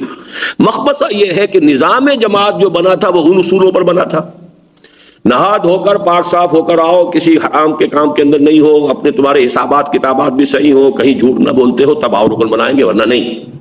پوری طرح امیدوار رکن رہو، 4 سال 6 سال رہو، پھر ہم دیکھیں گے تمہارا ذہن ٹھیک ہو گیا ہے، بات سمجھ لی، پھر رکن بنائیں گے۔ اب اس میں ظاہر بات ہے تعداد تو وہی رہے گی نا، وہاں کون سے بڑا کہاں سے انفلکس آ جائے گا، جبکہ طریقہ کار اس کے بعد بدل دیا، سیاسی میں زیادہ تعداد چاہیے، مخمصہ یہ۔ اب اس کے دو ہی راستے، یا تو جماعت اسلامی کا لیول نیچے کیا جائے، بہت حد تک نیچے کیا جا چکا، پھر بھی کتنا نیچے کریں گے، وہ جماعت کا اولڈ گارڈ جو ہے کھڑا ہو جاتا ہے لاٹھی لے کر، یہ اس سے نیچے تو ہم نہیں جانے دیں گے، اولڈ گارڈ ہے، پرانے لوگ ہیں، بہرحال اندر تو ہے۔ نمبر 2 یہ ان کی کوشش یہ ہوئی کہ اس کو علیحدہ رکھتے ہوئے کوئی اور تنظیم میں بنائے، وہاں بھی اولڈ گارڈ جو ہے ان کی جان کے اندر پہ ہو جاتا ہے، وہ چاہے مولانا گوہر رحمان صاحب ہو یا کوئی اور ہو، یہ نئی تنظیمیں بنانے کا کیا کام؟ یہ ہے ان کا مخمصہ۔ بفضل ہی تعالیٰ بیعت کے نظام میں ہم نے وہ کام شروع سے کیا، اگرچہ ابتدا میں بالکل نہیں کیا تھا، میں بھی چونکہ جماعت اسلامی سے آیا تھا، وہی تصورات میرے بھی تھے۔ پہلی سطح ہم نے بہت اونچی رکھی تھی، کاروبار کا غلط حساب کتاب چھوڑو تو آؤ، انکم ٹیکس کا صحیح حساب دو تو آؤ، سودی ملازمت بینک کی چھوڑو تو پھر آؤ۔ لہذا جو ہمارے تاسیسی اجتماع میں آئے تھے ان میں سے بہت سے بیچارے یوں سمجھیے کہ تقریباً روتے ہوئے واپس گئے۔ تو ممکن نہیں ہے جو باتیں آپ کہہ رہے ہیں، ہم اپنی دکان بڑھانے کا فیصلہ کر لیں تب تو ہو سکتا ہے، ورنہ جو ظالمانہ نظام ہے جس طریقے سے کہ اختیارات انکم ٹیکس آفیسر کو حاصل ہیں، وہ ساری دکان جو ہے بڑھانے کا فیصلہ کر لیں تو ہو سکتا ہے، ورنہ ممکن نہیں۔ بہت بڑے سینئر لوگ، لیکن اس وقت میرا ذہن بھی یہی تھا، اور چونکہ بیعت کا نظام نہیں تھا تو اب کیا کریں، بیعت کا نظام نہیں ہے تو قانونی نظام ہوگا، اس میں تو کوئی شرطیں آپ کو بنانی پڑیں گی، اور قانون تو اندھے کی لاٹھی ہے، وہ تو چلے گی، وہ تو ڈفرینشیٹ نہیں کر سکتی فرام پرسن ٹو پرسن۔ ہم نے یہ کام کیا جو اب آ کر مدیر تکبیر مرحوم صلاح الدین صاحب نے جماعت اسلامی کو مشورہ دیا تھا، وہ اب جماعت اسلامی اس پوزیشن میں نہیں کہ اسے قبول کر سکے، وہ مشورہ یہ تھا کہ رکنیت کے لیے شرائط آپ کھول دیجئے، ہر مسلمان رکن بن سکتا ہے، لیکن جو آپ نے رکن کی شرائط رکھی ہے وہ آفس بیئررز کے لیے کر دیجئے، کوئی امیر نہیں بن سکتا، کوئی فلاں نہیں بن سکتا جس کے اندر کہ یہ کوئی ایسی چیز موجود ہو۔ اور میں سمجھتا ہوں بڑا صحیح مشورہ تھا، الحمدللہ ہم نے وہی کیا، پہلے دن سے کیا، جب بیعت کا نظام اختیار کیا 77 میں، آ جاؤ ابھی عہد اللہ سے کر لو، عہد ہم سے کر لو، آ جاؤ، نہ ہم کامل نہ تم کامل، لیکن یہ کہ آگے بڑھ کر ان کو چھوڑنا ہے، عزم آپ نے کرنا، یہ عہد آپ کا اللہ سے ہے، اس میں کمی ہوگی تو اللہ کا جواب دیں گے۔ میرے ساتھ تو عہد یہ کہ اس جد و جہد میں جو کام میں بتاؤں گا وہ آپ کو کرنا ہے، نظام الاول کی پابندی میرے ساتھ معاہدہ ہے، حرام کو چھوڑنا اللہ کے ساتھ معاہدہ ہے، لہذا اس میں یہ کہ اگر وہ نظام کی پابندی کر رہا ہے تو وہ ہمارے ہاں ملتزم رکن بھی بن جائے گا، چاہے ابھی تک بینک کی ملازمت کر رہا ہے، اس لیے کہ میرے ساتھ معاملہ تو نظام کا ہے نا، حرام حلال میں نے تو نہیں کیا، اللہ نے کیا ہے، لیکن ہم نے آخر میں کہہ دیا کہ عہدیدار کوئی نہیں ہوگا جس کے ہاں ایسی چیز موجود۔ وہ بات جو ہے اس طریقے سے ہمیں وقت لگا ہے اس تک پہنچنے میں، الحمدللہ ہمارے لیے وہ میدان کھلا ہے، اگرچہ اس بیعت کی وجہ سے جو کمی ہے وہ بھی میں آپ کو بتا چکا ہوں۔ اب آخری بات یہ ہے کہ اصل علاج کیا ہے۔ پہلی بات تو یہ ہے کہ انسان کا ذہن کلیئر ہونا چاہیے کہ میرا اصل نصب العین ہے کیا، آیا انقلاب برپا کر دینا ہے یا اللہ کی رضا اور آخرت کی فلاح ہے۔ انقلاب برپا کر دینا بھی فرض نہیں، کرنے کی جد و جہد فرض ہے، بس یہ اگر تقسیم ذہن میں نہیں رہے گی تو بہت بڑے دھوکے آپ دکھا جاتا ہے۔ نصب العین انقلاب نہیں، انقلاب برپا کر دینا فرض عین بھی نہیں، انقلابی جد و جہد کرنا فرض عین ہے۔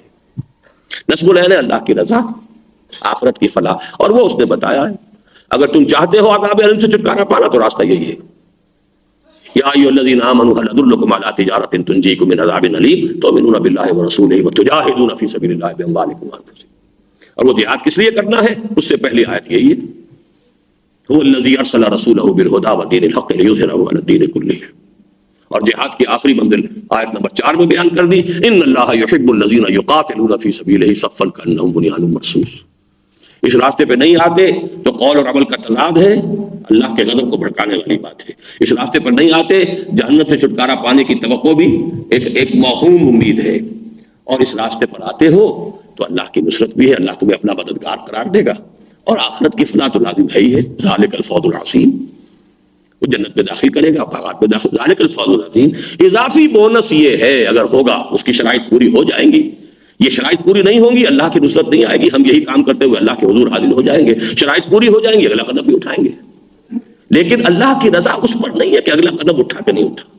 اللہ کی رضا یہ ہے کہ میں نے تن من دھن لگا دیا کہ نہیں لگا دیا، اور آخری دم تک لگا رہا کہ نہیں، تا دم آخر دم فارغ مباش، اس وقت تک لگے رہو.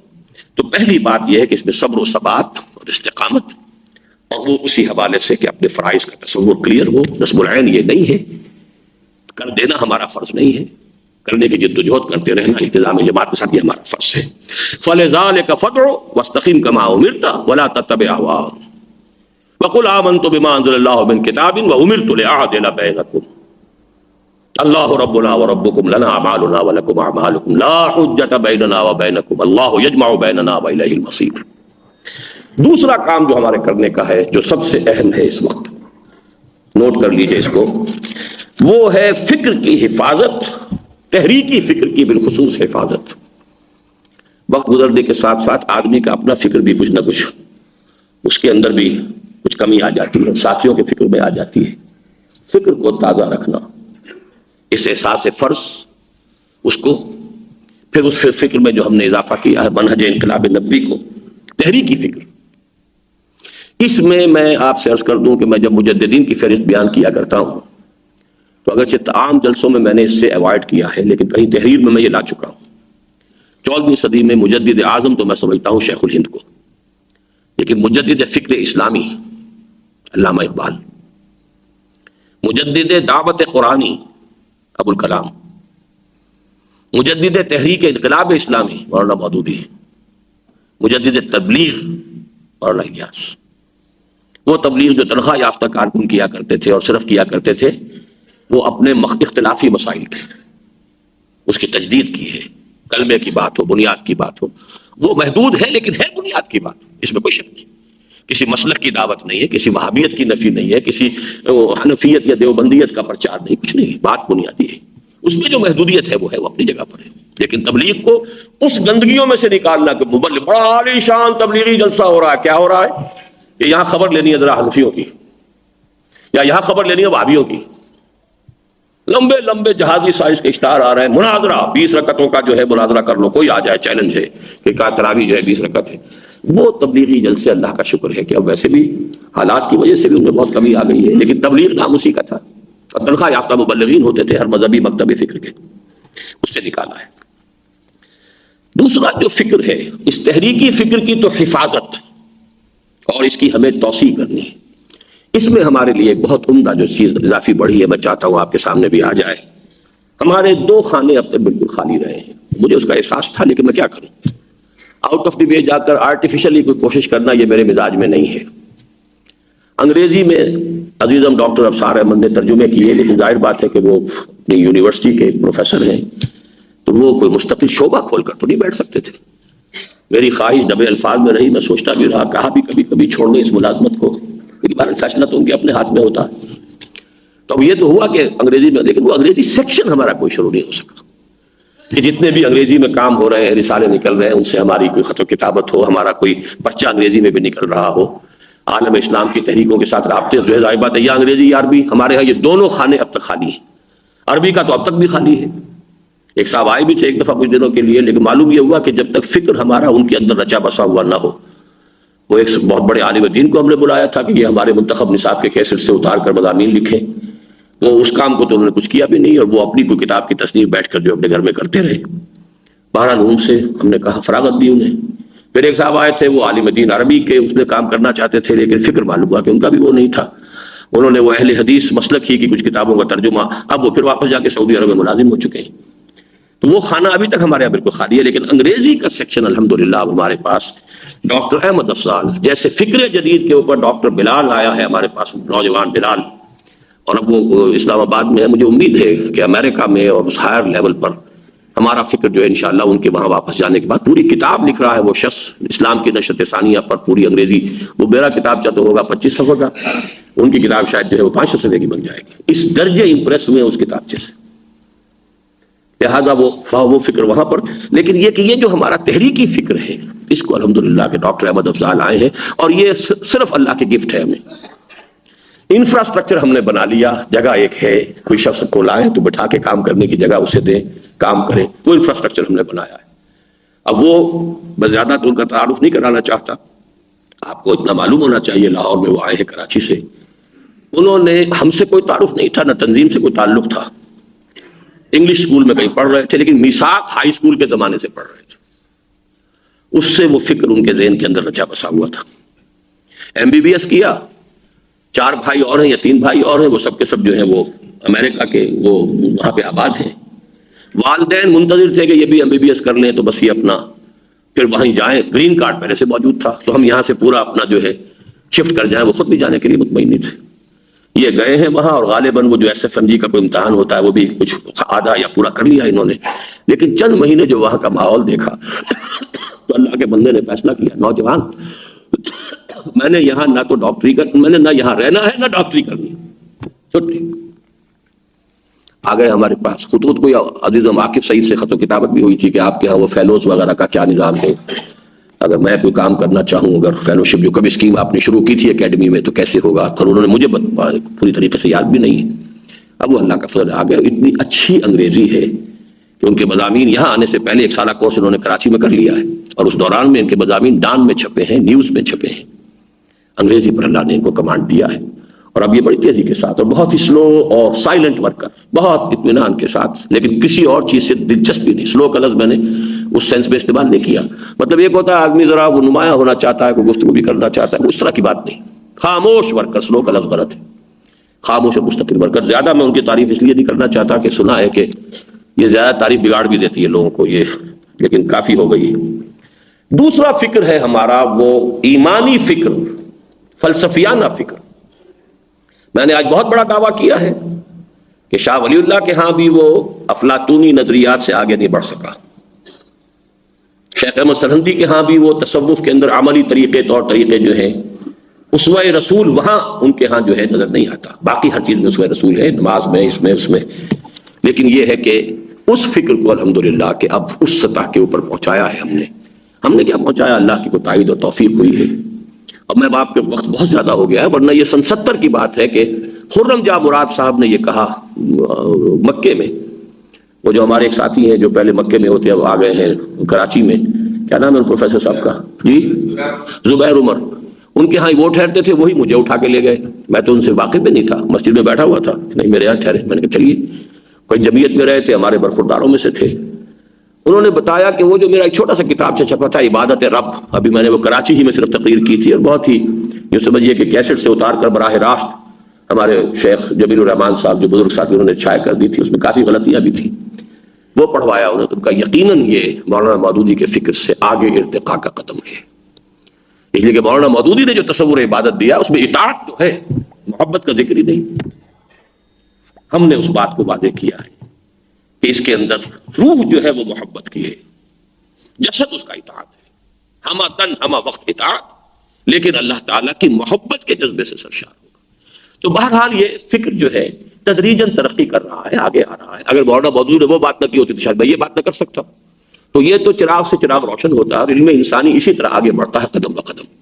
لیکن اس فکر کا فہم حاصل کرنا میرا جو فلسفیانہ فکر ہے اور عمرانی فکر ہے، عمرانی فکر میں بہت حد تک میں شاہ ولی اللہ کا شاگرد ہوں، لیکن فلسفیانہ فکر کے اندر میں اقبال اور رومی کا شاگرد ہوں۔ ایمانی جسے وہ کہتے ہیں کہ چند خانی حکمت یونانیہ، حکمت ایمانیہ را ہم بخواہ، وہ حکمت ایمانیہ کیا، وہ بالکل دوسری شے ہے۔ اس حوالے سے اس کو جو ہم نے کیا ہے، ان کے لیے ہم نے کوشش کی ہے، مسائل حکمت کی تربیت گاہ منعقد کی ہے، اور اس میں آنا بھی انشاءاللہ تعالیٰ جو ہے یہ کام کرنا ہے۔ اس میں امام غزالی کا میں حوالہ دینا چاہتا ہوں کہ انہوں نے بھی اپنی کچھ کتابیں ایسی لکھی تھیں کہ مظنون لأہل ہی، کیونکہ یہ مضامین جو ہیں وہ سب کے لیے نہیں ہوتے، عوام کے لیے، اسی لیے ہم نے پابندیاں لگائی تھی کہ اس تربیت گاہ میں سب لوگ نہ آئیں، کوئی خاص سطح ہو، جو پڑھ چکے ہوں، ان کا فہم ہو، کچھ تھوڑی سی عربی کی استعداد ہو تو وہی آئیں۔ اس لیے یہ کہ یہ مسائل اس سے بلند سطح کے ہیں۔ تو تحریکی فکر کو قائم رکھنا، برقرار رکھنا، توسیع کرنا، اس کو عربی اور انگریزی کے اندر بھی منتخب کرنا، اس کی دعوت کے لیے ہمارے نوجوانوں کو تیار کرنا تھرو قرآن، یہ ہمارا پہلا کام ہے۔ اور ایمانی فکر کی دوبارہ جو ہے، جو بھی کچھ تھوڑی بہت ہم سے خدمت بنائی ہے، آگے لوگ آئیں گے شاید اور اس میں ترقی کریں۔ اقبال نے بھی تو یہی کہا تھا، یوں سمجھیے کہ 60 سال پہلے وہ یہ کہہ کر گیا ہے کہ میں نے اپنے خطبات میں جو کچھ کہا ہے، میں یہ نہیں سمجھتا کہ حرف آخر ہے بالکل صحیح ہے، ہو سکتا ہے ہمارا کام صرف یہ ہے کہ طالب علمانہ انداز سے ہم بڑھتے چلے جائیں، اور ہو سکتا ہے کہ آئندہ جو لوگ آئیں وہ اس سے بہتر خیالات پیش کریں۔ تو ویری ہیوملٹی، ان کے اندر بہت ہی تواضع اس معاملے میں تھی۔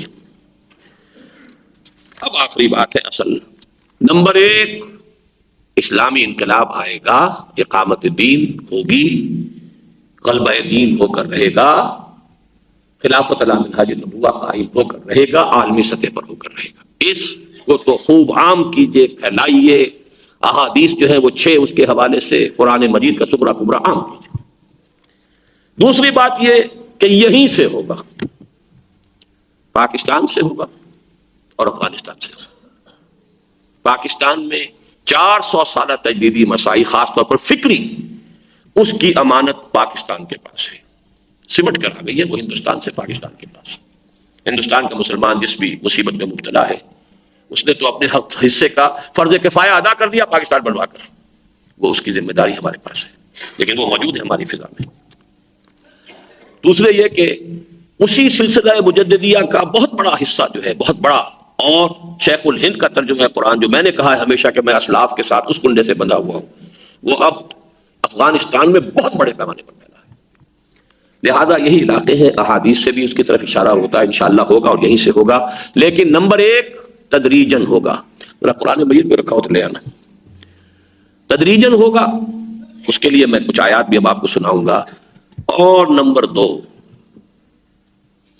3 ممکنہ صورتیں ہو سکتی ہیں، وہ میں اپنی کتاب مسلمانوں موجودہ اور سابقہ مسلمان امتوں کا ماضی حال مستقبل، اس کو بہت تلخ نوٹ پر میں نے ختم کیا ہے۔ یہ بھی ہو سکتا ہے جس کے آثار روز بروز کم سے کم ہو رہے ہیں، معدوم سے معدوم تر، کہ قوم یونس کی طرح ہمیں اجتماعی توبہ کی توفیق مل جائے۔ لیکن جب تک سانس تب تک آس، امید تو رکھیے، کیا پتہ ہے اللہ تعالیٰ کی قدرت سے ہو جائے۔ یہ نہیں تو یہ ہوگا کہ کوئی ایک مار ہمیں پڑے گی، پھر شاید ہم ہوش میں آ جائے۔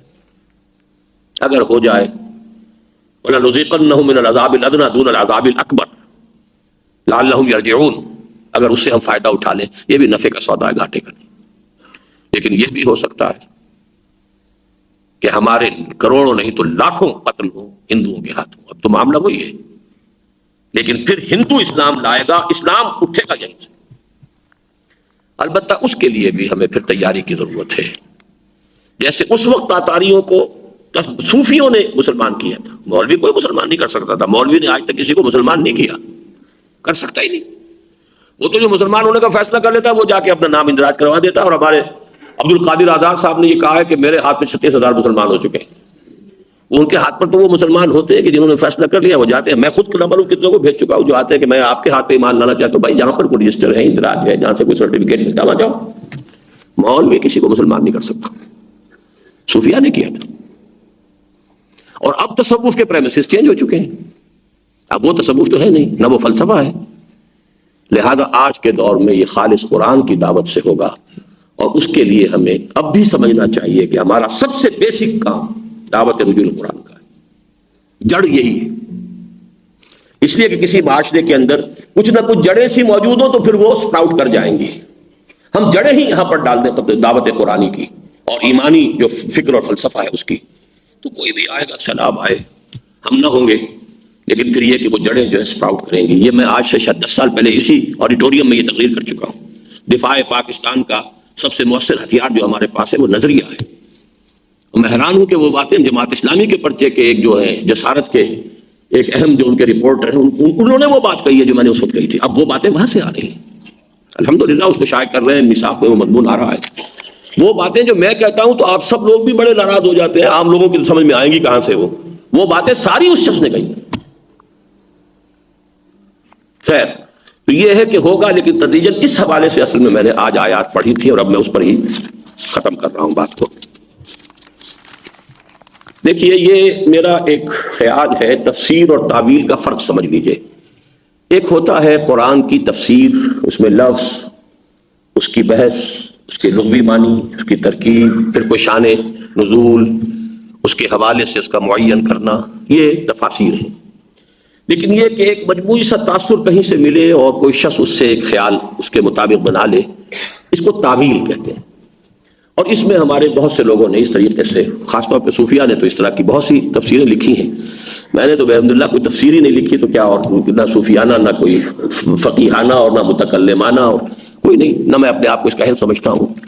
لیکن بہت دنوں سے یہ جو چند آیات میں نے آج پڑھی ہیں، ان میں مجھے نظر آتا ہے کہ وہی جو فرق ہے، محمد الرسول اللہ صلی اللہ علیہ وسلم نے جس طور سے انقلاب برپا کیا، اس کا نقشہ کھینچا گیا ہے سورہ مدثر میں. اور چونکہ سورہ مدثر کے شروع کی آیات بھی انقلابی ہیں، سخت انقلابی.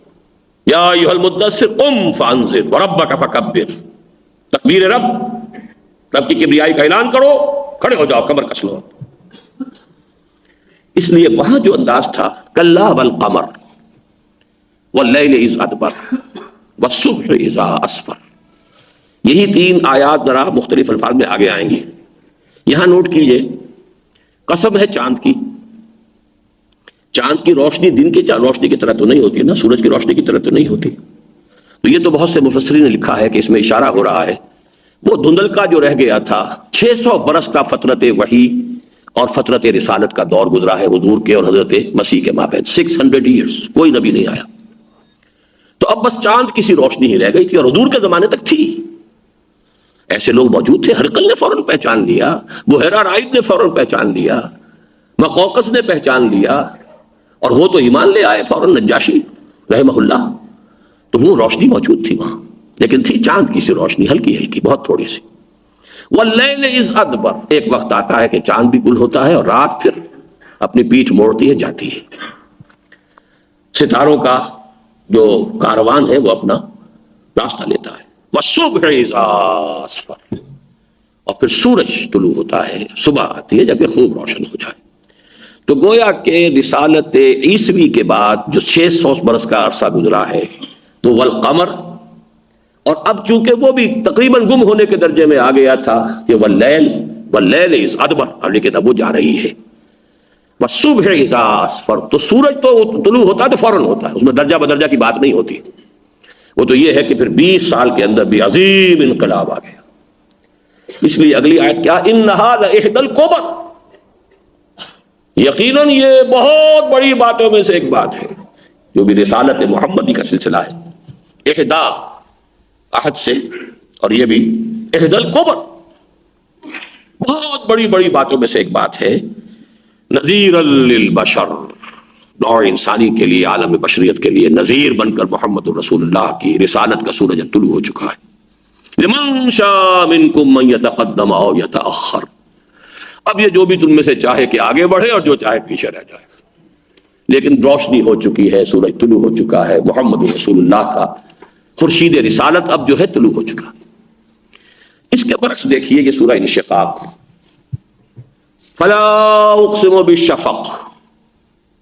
اب یہ سورج کے غروب سے بات شروع ہو رہی ہے. سورج غروب ہو جاتا ہے تو کچھ دیر تک سرخی رہتی ہے. اسلام اب اتنا ہی رہ گیا دنیا میں، غروب ہو چکا سورج. اسی لیے حضور کی وہ حدیث بھی ذہن میں رکھیے کہ لا یبقى من الاسلام الا اسمہ ولا یبقى من القرآن الا رسمہ. ایک وقت آئے گا اسلام میں سے اس کے نام کے سوا کچھ نہیں بچے گا. قرآن رہے گا، محفوظ رہے گا، متن محفوظ ہے، اس کا مفہوم کہیں نظر نہیں آئے گا. کہیں عالم واقعہ میں قرآن نظر نہیں آئے گا، نہ قرآن مجسم نظر آئیں گے افراد، اور نہ قرآن کہیں پر کسی نظام میں مجسم نظر آئے گا، مشکل نظر آئے گا. اور وہی حدیث، بدا الاسلام غریبا وسیعود کما بدا فطوبى للغرباء. تو فلا اقسم بالشفق واللیل وما وسق. تین قسمیں وہاں تھی، تین ہی. عجیب ہے یہ، اس میں توازن کا جب تقابلی مطالعہ کیا جاتا ہے، جیسے شاید آپ حضرات کے نوٹ، ایک مرتبہ میں نے تربیت گاہ میں کراچی میں درس دیا تھا، سورۃ البلد سے لے کر سورۃ التین تک. سورہ بلد کی قسمیں دیکھیے، سورۃ التین کی دیکھیے. لا اقسم بهذا البلد وانت حل بهذا البلد ووالد وما ولد، تین قسمیں، اور سب سے پہلے هذا البلد. وہاں والتین والزیتون وطور سینین وہذا البلد الامین، صرف یہ ہے آرڈر ریورس ہو گیا، ایک میں تاریخی حقائق ہیں، ایک میں عمرانی حقائق ہیں، لیکن یہ کہ یہ ان کے تقابلی مطالعے سے یہ چیزیں سامنے آتی ہیں۔ تو میں نے مثال دی تھی کہ سورۃ التین اور سورۃ البلد کچھ رحل کے مانند ہے، کہ رحل کے اندر پھر وہ 4 سورہ نور و ظلمت کا نام میں نے دیا ہے اس کو، بدقسمتی سے یہ چیزیں دبی ہوئی ہیں، کہیں کیسٹس میں پڑی ہوئی ہیں، لکھ میں سکا نہیں ہوں۔ 4 سورہ نور و ظلمت، اس لیے کہ اس کے بعد ان کے درمیان جو 4 سورتیں ہیں ان سب میں نور و ظلمت مشترک ہے، 3 سورتوں میں تو ہے، چوتھی جو ہے وہ طرح کا ضمیمہ ہے، والشمس وضحاها والقمر اذا تلاها والنهار اذا جلاها والليل اذا يغشاها، اگلی سورت واللیل اذا یغشا والنہار اذا تجلی وما خلق الذکر والانثی، اگلی سورت والضحی واللیل اذا سجا، تینوں کے اندر اشتراک ہے۔ اور سورۃ الانشراح جو ہے وہ ضمیمہ ہے اصل میں سورۃ الضحیٰ کا۔ یہ میرے اس تربیت گاہ کے اگر کہیں پر دروس ہوں تو میں چاہتا ہوں کہ نوٹ کریں، عزیزم عارف شاید کہیں نکال سکیں، ہوگی کم سے کم میرا خیال ہے کہ 15 سال پرانی بات تو ہوگی، اگر 20 سال نہ ہو تو ہو سکتا ہے 20 سال ہی پرانی۔ بہرحال فلا اقسم بالشفق واللیل وما وسق، اب رات نے جس چیز کو اپنے اندر سمیٹ لیا ہے، ظہر الفساد فی البر والبحر، اور اس میں وہ حدیث کا ٹکڑا بھی اب سن لیجئے، مساجدہم عامرۃ وہی خراب من الہدی، مسلمانوں کی مسجدیں آباد تو بہت ہوں گی، ہدایت سے خالی ہوں گی، یکسر خالی، وہ رسم ہے، رسومات پوری ہو رہی ہے۔ حقیقت کیا ہے؟ جمعہ ہے، یہ جمعہ تو صحیح بات ہے، یہ فقہ حنفی کا کہ حکومتی جمعہ کے سوا کوئی جمعہ ہو نہیں سکتا، کوئی خطیب نہیں ہو سکتا جمعے کا اسلامی ریاست کے اندر سوائے اس کے کہ جس کو حکومت نے مقرر کیا۔